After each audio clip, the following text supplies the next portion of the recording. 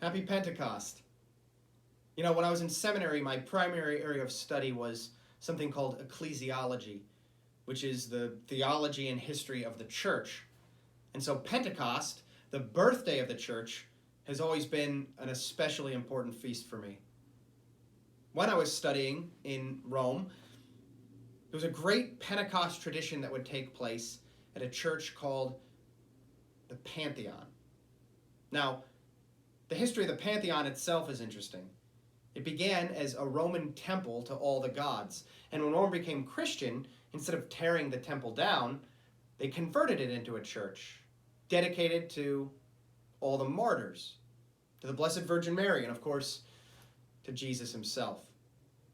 Well, every year at Pentecost, at the Pantheon, the firefighters of Rome climb up onto the roof. Now, you might be familiar with pictures of the Pantheon, or maybe if you've ever traveled to Rome yourself.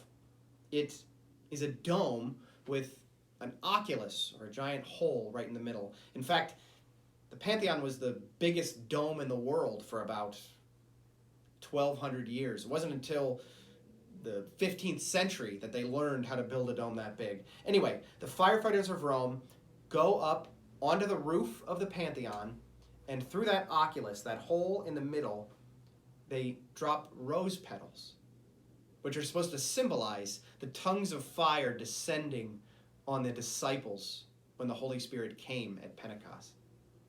Such a beautiful scene, which didn't actually happen last year because of the pandemic. So hopefully they're doing it this year. I didn't actually look it up.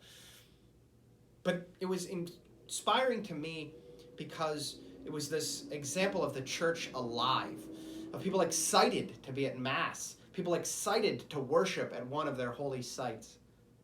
And so it's my prayer every Pentecost, and it should be all of our prayer, that the church may come alive, that the Holy Spirit may descend upon us, imbue us with energy, inspiration, and life, that we all may play our part going out from this holy day to share the fire of the Holy Spirit with the world.